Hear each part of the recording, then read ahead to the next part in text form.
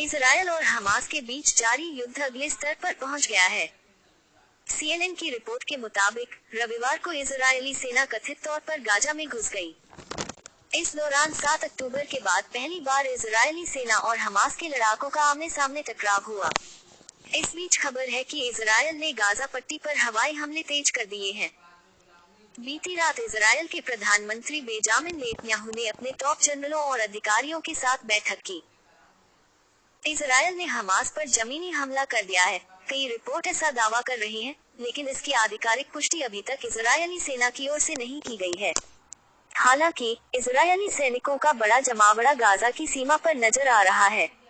Israeli सेना के अधिकारियों का कहना है कि जल्द ही जमीनी आक्रमण शुरू होगा। इधर इजरायल ने लेबनान के साथ लगती उत्तरी सीमा पर बमबारी तेज कर दी है। दरअसल यह आशंका बढ़ गई है कि ईरान समर्थित हिजबुल्लाह, जो हमास का करीबी सहयोगी है, इस युद्ध में कूद सकता है। ऐसे में पीएम नेतन्याहू ने हिजबुल्लाह को चेता दिया है कि अगर वह इस युद्ध में कूदता है, तो वो उसकी बड़ी गलती होगी।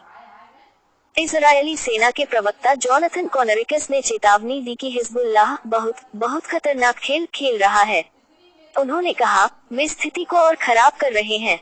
वहां से हम हर दिन अधिक से अधिक हमले देख रहे हैं। अनियंत्रित हिंसा को देखते हुए ईरान ने कहा कि हालात नियंत्रण से बाहर हो सकते हैं। ईरान के शीर्ष राजनयिक हुसैन अमीर अब्दुल्लाहियन ने चेतावनी दी कि अगर अमेरिका और इजरायल ने गाजा में नरसंहार को तुरंत नहीं रोका, तो क्षेत्र नियंत्रण से बाहर हो जाएगा।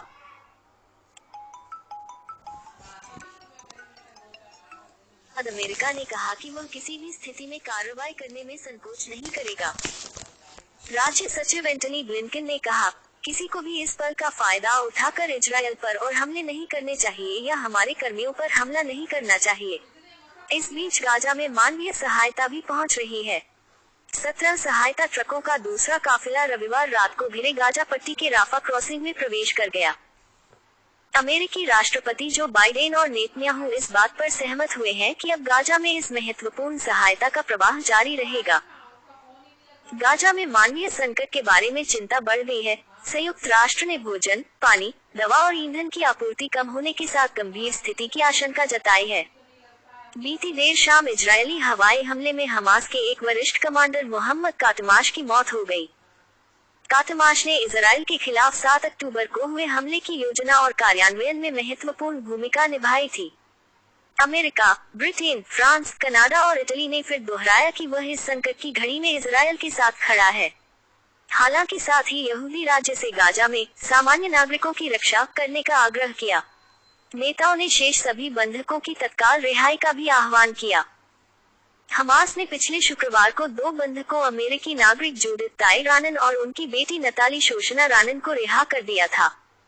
समूह ने 7 अक्टूबर को गाजा पट्टी से इजरायल में धावा बोलकर 200 से अधिक लोगों को बंधक बना लिया था। बंधकों को छुड़ाने के लिए कई देशों के बीच गहन